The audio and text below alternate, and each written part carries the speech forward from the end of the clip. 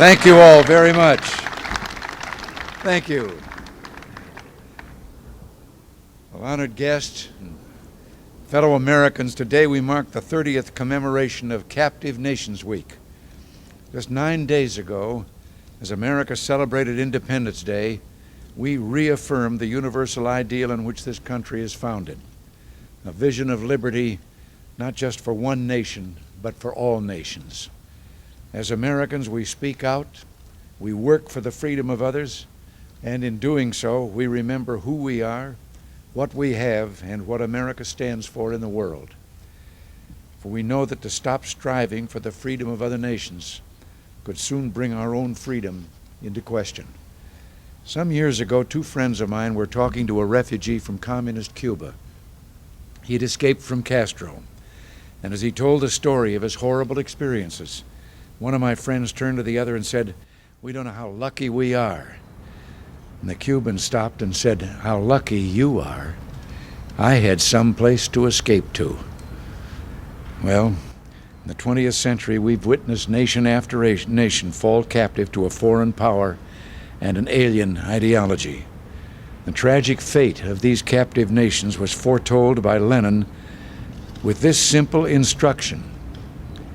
He said, "The interests of socialism are above the right of nations to self-determination." Well, from that belief came the forcible occupation of the Baltic states and other lands, the subjugation of Central Europe, the crushing of the Berlin Uprising of 1953, the Soviet invasion of Hungary in 1956, Czechoslovakia in 1968, and Afghanistan in 1979. The repression of Poland's solidarity and of the people of Bulgaria and Romania, and the cruel communist domination of Cuba, Vietnam, Laos, Cambodia, Angola, Ethiopia, Nicaragua, and others. But the tide has been turned. Despite decades of suffering, the will of true freedom is alive. It survived its tormentors. It will outlast the communists. And truly, I can think of no time in my adult life when the prospects for freedom were brighter than they are today. The free world is strong and confident. The communist idea is discredited, and around the world, new progressive forces are emerging as political change and liberation sweep the globe. America will continue to encourage the movement toward freedom, democracy, and reform by holding firm to our principles and speaking openly and truthfully about human rights and the fundamental moral difference between freedom and communism. And America shall light the path as the whole world climbs out of the dark abyss of tyranny to freedom. And within the Soviet bloc, there are hopeful signs. Just last week, a Soviet official speaking here at a conference on Eastern Europe said that, quote, "The Brezhnev doctrine is completely unacceptable and unthinkable," citing the principles of sovereignty, non-interference, and mutual respect. Well, these are encouraging words that we hope will be proved true through deeds. There are few developments that would be more compelling than true self-determination for Central Europe. I've spoken previously of how the Soviets can send that message very easily. Let them tear down the Berlin Wall.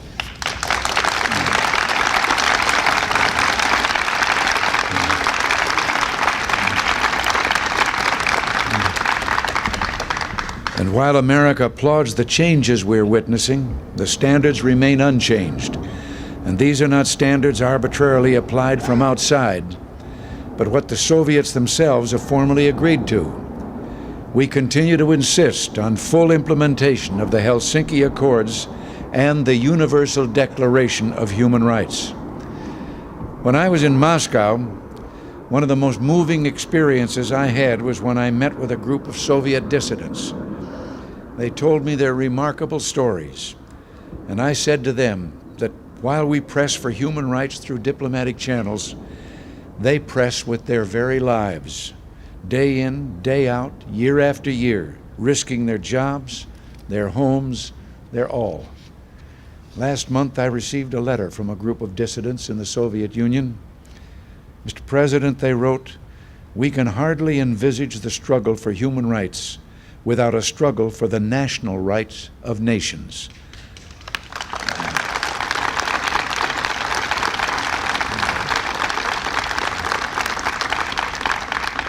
And as today, so in the future, the freedom of nations is one of the main guarantees for human rights.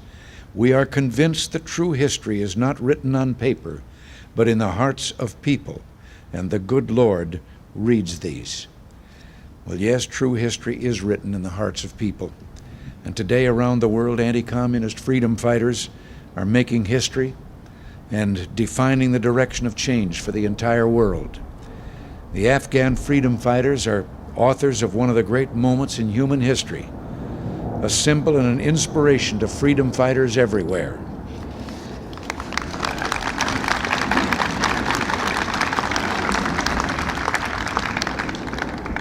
By standing with the Mujahideen as they fight for an independent and undivided Afghanistan, we're reaffirming our own belief in liberty and the indivisibility of freedom in this world. I recently met in the White House with Jonas Savimbi, the leader of the United Forces that control much of Angola against a communist regime propped up by over 40,000 Cuban troops. I'm proud to say that the brave United fighters have our support. In Cambodia, we support the anti-communist forces as they seek the total withdrawal of Vietnamese troops, and we'll work with democratic forces to prevent the murderous Khmer Rouge from taking power.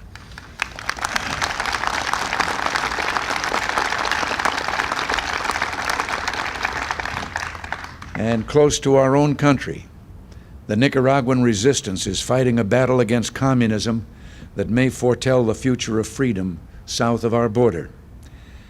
Dr. Henry Zelaya left his medical work in the United States 3.5 years ago to return to Nicaragua to fight with and give medical care to the resistance. He said Central America is not the target. We're just a stepping stone. He said if we're afraid to face the communists in Central America now, we will have to face them again later. The doctor is with us here today.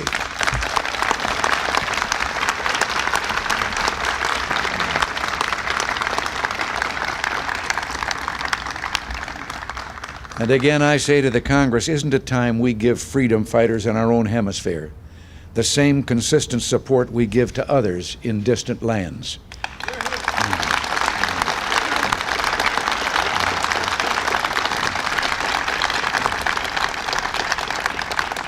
Now, as you may recall, on this occasion last year, I spoke of Petro Ruban, a prisoner in one of the most notorious of the Soviet gulags.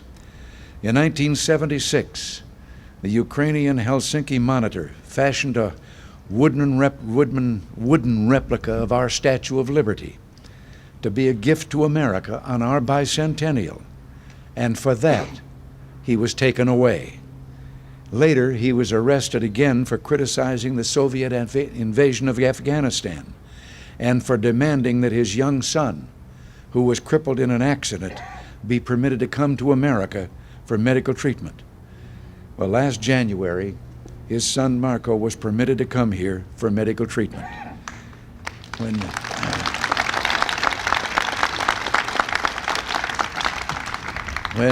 When Marco got off the plane, his first words in his new country were, "I want to be able to stand on my own 2 feet." In his hands, he held something that he had labored on during the long plane trip for the Soviet Union. The boy whose father had been imprisoned for making a Statue of Liberty had embroidered Lady Liberty onto a towel. And I'm happy to be able to tell you that Petro Ruban was released from prison and just last night arrived in this country to be reunited with his family. Petro and Marco.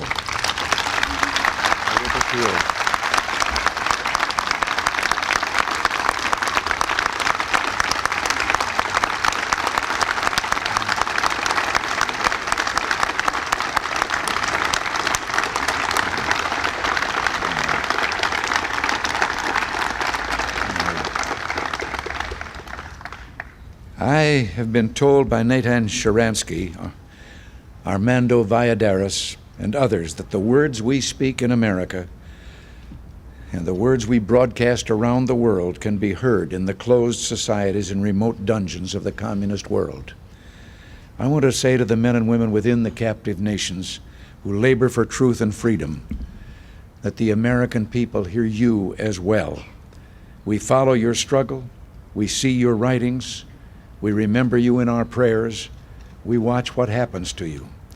And whether it's Poland's solidarity, or Czechoslovakia's Charter 77, the Jazz Section, or Association of Friends with the United States, or Hungary's Free Democratic Union of Scientific Workers, or the Helsinki Monitors, or many others, I can tell you, you're not forgotten. When we look around the world, to Europe, Africa, Asia, and Latin America, we find that the bonds of language, faith, and kinship have not been replaced by a new order built on class struggle. The yearning for national independence has not been extinguished by the totalitarian state, and the tide of history has been revealed to all mankind to be a rising tide of freedom and national liberation. On behalf of Vice President Bush and myself, this pledge we make to you, to all the peoples of the captive nations around the world.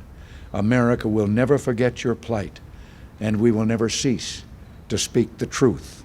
Your struggle is our struggle, your dream is our dream, and one day you will be free.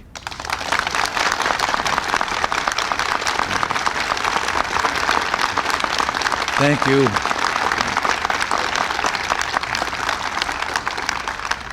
Thank you, and God bless you. And now I'll sign the proclamation.